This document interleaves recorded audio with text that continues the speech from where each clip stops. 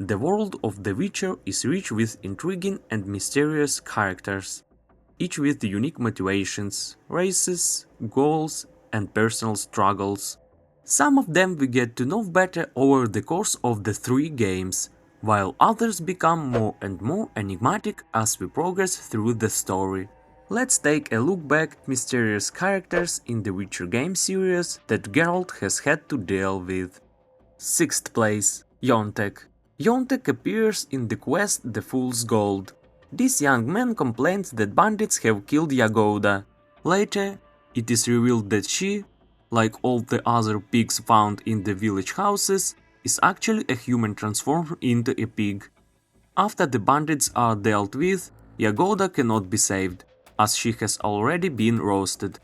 Upon further inspection of the area and through dialogue with Yontek, it turns out that he discovered some treasure and told his fellow villagers about it. After Geralt eliminates the bandits and investigates the cave thoroughly, he instructs Yontek to help guide the pigs, enchanted villagers, to the discovered treasure, in hopes of lifting the curse. Along the journey, there may be attacks on the pigs, and Geralt must protect them. Once they are brought to the cave and transformed, the angry villagers blame Yontek for everything, claiming it was because of him that they were cursed and turned into pigs.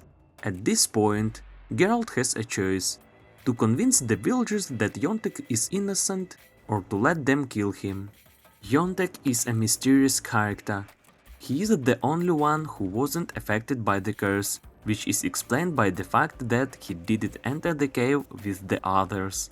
A curious detail is that while exploring the area, Yontek mutters strange incantations under his breath. There's a sense that something might be working, but not quite, which frustrates him. I believe he has a natural inclination toward magical knowledge. He is clearly interested in magic and makes attempts at casting spells, though it's evident he lacks a competent mentor to guide him. If he were to master the arcane arts, this oddball might even be able to help his fellow villagers, perhaps by curing ailments. He doesn't come across as evil. On the contrary, he mourns Yagoda and pleads with Geralt to save the enchanted pigs. 5th place, Vincent Maris. Vincent Maris is the head of the city guard in Vizima, a man who fights crime both day and night, employing a wide variety of methods and tools. His most unusual advantage in dealing with criminals is lycanthropy, which allows him to transform into a werewolf at night. When interacting with him, Vincent comes off as suspicious. He is never seen at night, and he is linked to the Salamandra gang.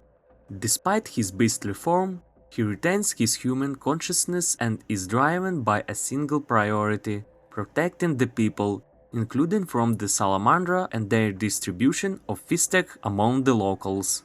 Once Geralt confirms Vincent's true identity, he has a choice: to believe the captain of the city guard or to kill him. If Geralt chooses to believe him, Vincent will assist in the fight against the Salamandra. Later, it's revealed that Vincent is romantically involved with Carmen, a local prostitute. Geralt can influence their future happiness if he chooses to help find ingredients for a cure for lycanthropy. 4th place, Hubert Reschke. Geralt meets him in the 3rd game after Reschke attacks Priscilla, a mysterious character who looks far younger than his former pupil, Dr. Johann von Gratz, whom he taught around 30 years ago at the Oxenfurt Academy. Reschke claims that he appears youthful because he has spent years in darkness, coolness, and the vapors of balms, and that these conditions have helped him preserve his longevity. Reschke's meticulously planned attempts on his victims can bewilder the player, allowing him to avoid the Witcher and continue the killings in Novigrad, later leaving notes in the streets of the Free City. If one keeps a cool head, analyzes every event, thinks things through, and speaks with other characters before acting, it becomes possible to learn the coroner's secret, that Reschke himself committed all those murders, and that, according to him, he is a high vampire. This raises many questions among Witcher's fans, since a high vampire is, by all accounts, supposed to be unkillable, yet Geralt manages to slay him. Third place, Jacob of Aldersberg.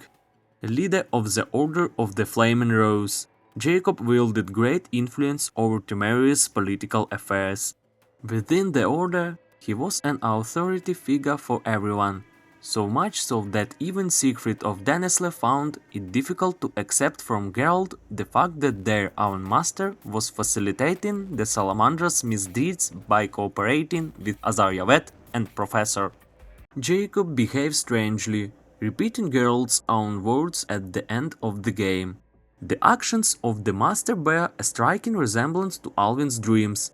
As a boy, Alvin loved playing Kill the Elf, in which he always imagined himself as a great master rather than as the bloodthirsty Yaevinn. Jacob experiences similar visions to Alvin's.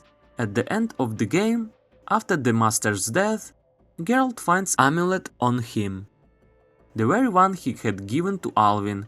Even now, various theories still circulate online about whether Alvin truly is the Great Master, but I believe the developer's answer can be found in the quest Message from an Old Friend, by reading the note tucked inside the book My Manifesto, The Life of Jacob of Aldersberg. Second place, Avalak, an elf of the Aenele, a powerful sorcerer and scholar, and the connoisseur of the arts. Avalak is capable of traveling through space and time via portals. In the third game, Avalak helps Ciri hide from the Wild Hunt and teaches her to harness and control her power. At first, everything goes well, but the Wild Hunt forces Ciri out onto their radar by kidnapping Geralt and Yennefer from the Malus Island, to which Ciri had previously sent them. In aiding Ciri, Avalak falls under Erdin's curse, gradually transforming into an Uma, losing both his intellectual and physical abilities. Many players find his motives for helping Ciri unclear. Some believe that he might be in love with her. After all, in his laboratory one can see a painted portrait of Ciri and an elven woman who jealously insults Ciri upon meeting her in Avalak domain. Another theory is that he hopes to use Ciri in the long term to spread elder blood among elves in order to restore their former power. It's also quite possible that his primary goal in helping her is to prepare Ciri for the confrontation with the White Frost, which could doom the world. Geralt, meanwhile, suspects that the elf's true aim was purely selfish, to open the gates between worlds. First place, Günther Dim. At the beginning of the game in White Orchard, he introduces himself to Geralt as an ordinary man who enjoys dandelions' tales and, having listened to them, claims to know everything about Geralt. In the Hearts of Stone expansion, we learn more about this character, who turns out to be an immortal being. The inhabitants of the Witcher universe themselves do not know exactly what he is. According to Professor Shakeslock, he is a demon that humans can summon once they acquire certain knowledge and correctly cast the necessary spell. Günther can be defeated only with his own weapon, by challenging him and outwitting him, which Geralt can manage if he visits Professor Shakeslock.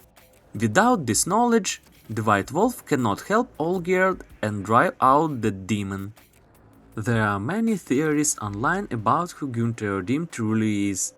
One of them claims he is a very powerful sorcerer rather than a demon, but I believe such theories serve primarily to spark ideas for new videos, since, according to Professor Shakeslock, all the evidence aligns and his expertise truly helps defeat the demon.